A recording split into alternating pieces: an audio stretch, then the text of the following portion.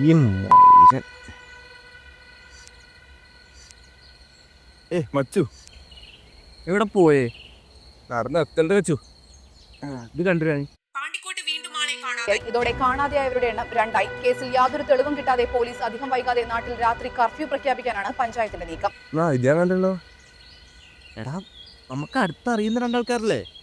എടി രണ്ടാൾക്കാര്, ഒന്നും ഗംഗാധര മാഷ്. ആ.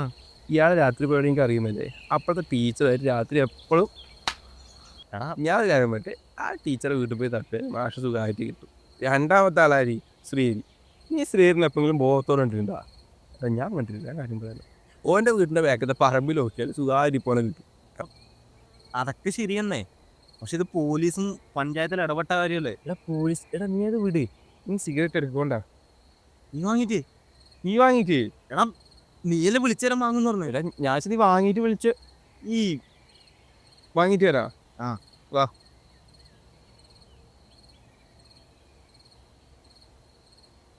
എടാ, പോലീസ് അല്ലാതെ നമ്മുടെ രക്ഷിതാക്കളാണെങ്കിലും